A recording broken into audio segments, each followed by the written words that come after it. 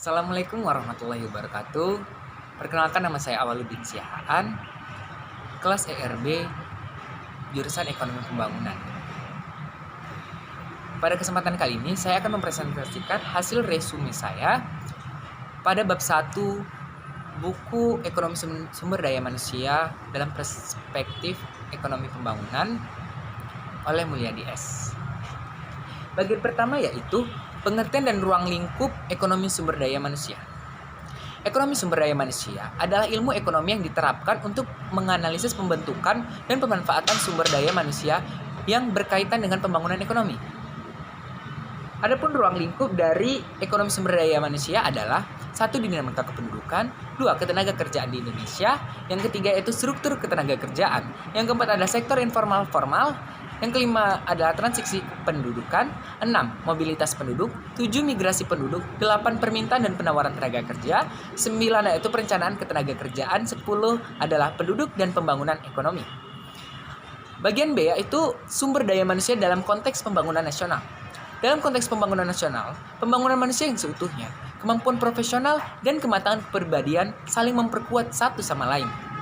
Kebijakan pokok dalam upaya peningkatan kualitas hidup sumber daya manusia secara lintas sektoral diantaranya 1. Peningkatan kualitas fisik individu, kedua yaitu peningkatan kualitas keterampilan, yang ketiga adalah peningkatan kualitas SDM dan iptek yang berwawasan lingkungan, yang keempat adalah peningkatan peranatan dan penerapan hukum.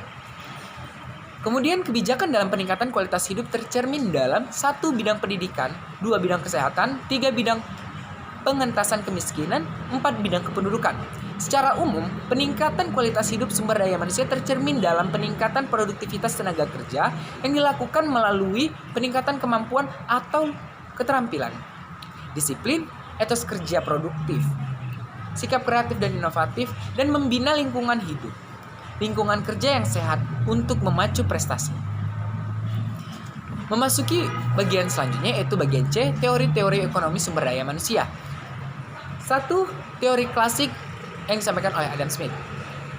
Smith menganggap bahwa manusialah sebagai faktor produksi utama yang menentukan kemakmuran bangsa-bangsa. Alasannya, alam atau tanah tidak ada artinya kalau tidak ada sumber daya manusia yang pandai mengolahnya sehingga bermanfaat bagi kehidupan. Yang kedua, teori klasik JBC. Pandangannya yang menyatakan hidup bahwa setiap penawaran akan menciptakan permintaannya sendiri, atau biasa disebut dengan supply creates its own demand.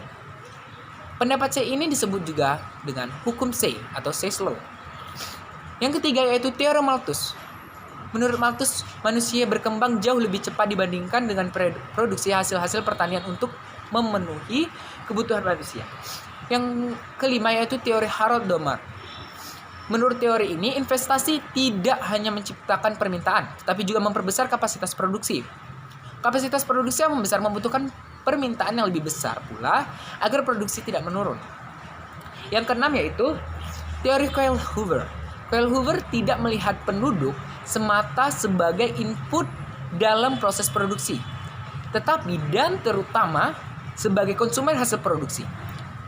Menurutnya, kemiskinan bukan merupakan akibat kurangnya permintaan agregatif, namun kurang tersedianya modal fisik untuk pembangunan, enterprise, cooperation, dan adaptability pada semua komponen angkatan kerja. Yang ketujuh yaitu teori Esther Boscov. Dia menyimpulkan bahwa pertumbuhan penduduk justru menyebabkan dipakainya sistem pertanian yang lebih intensif di suatu masyarakat primitif dan meningkatkan output di sektor pertaniannya. Yang kedelapan atau yang terakhir yaitu teori rational expectation, yang menyatakan bahwa perekonomian cenderung pada keseimbangan.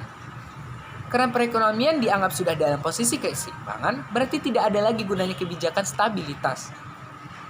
Sebab ekonomi itu sendiri pada dasarnya sudah stabil.